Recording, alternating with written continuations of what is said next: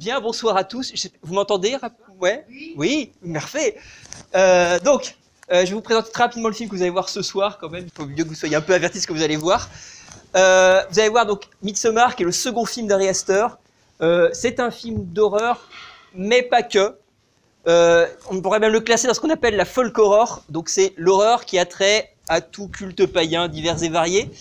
Notamment, vous pouvez le rapprocher d'un film anglais qui s'appelle The Wicker Man, que je vous conseille de voir parce que c'est très proche de The Wicker Man. Pas la version avec Nicolas Cage, la version de base du milieu des années 70.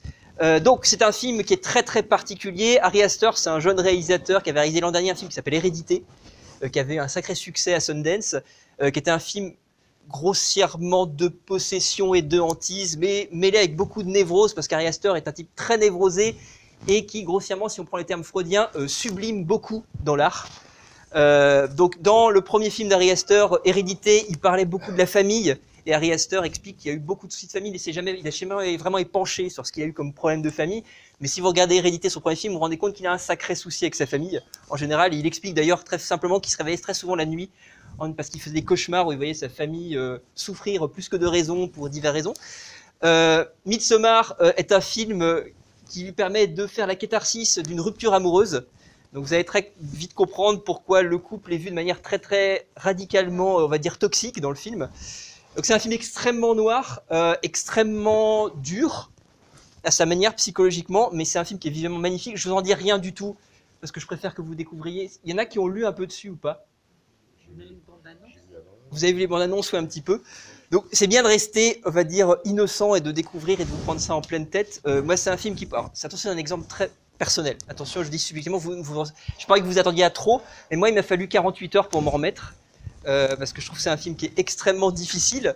Mais peut-être que vous, ça va passer tout seul. C'est-à-dire que Ari Aster, c'est un petit peu comme Hérédité. Hérédité, soit vous restez complètement à l'extérieur, soit vous rentrez dedans totalement. Donc là, vous pouvez aussi rester complètement à l'extérieur. C'est un film qui dure 2h30, donc c'est très lent. Ça ne veut pas dire que c'est pas rythmé. Je rappelle une chose importante au cinéma, en général, un film lent, ça n'a rien à voir avec le rythme. Vous pouvez avoir des films très lents qui sont très bien rythmés, et à l'inverse, des films très rapides, mais qui sont très très mal rythmés. Là, vous avez un film qui est vraiment très bien rythmé, mais qui a une très grande lenteur, parce qu'il y a un pur film d'ambiance, il va vous baigner dans une ambiance très très particulière. C'est un film, au passage, pour terminer, qui est un film très anthropologique, et ça c'est très important aussi. Il y a une démarche anthropologique de la part d'Ari Aster, ce qui est un peu le cas dans Hérédité, mais il autopsie vraiment une famille.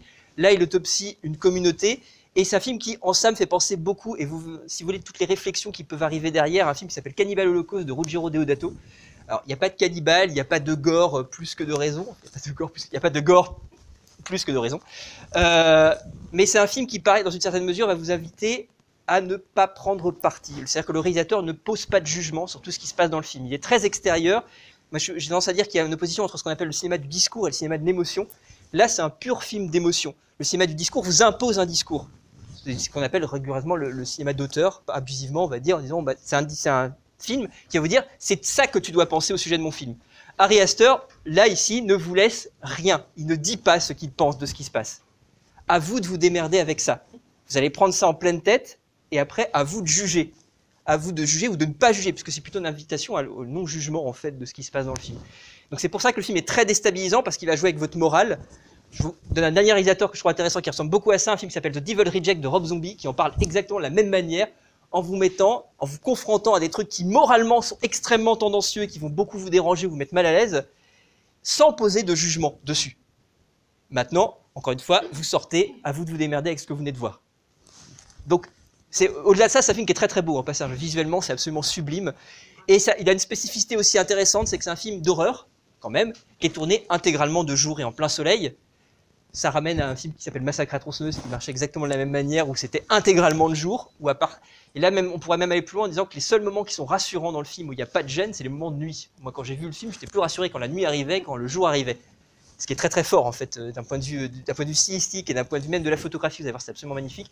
C'est un film aussi qui joue au passage sur la persistance rétinienne avec des distorsions de l'image, et c'est aussi un trip extrêmement sensoriel et sensitif, qui au passage, si vous n'avez jamais pris de drogue, vous fera parfaitement ressentir ce que c'est qu'une prise de drogue, aussi, c'est important. Donc ne vous droguez pas, c'est pas bien. Par contre, regardez des films comme ça, vous allez ressentir la même chose, donc c'est cool. Non, par contre, on ne vous dit pas. Donc voilà, je vous souhaitais un bon film.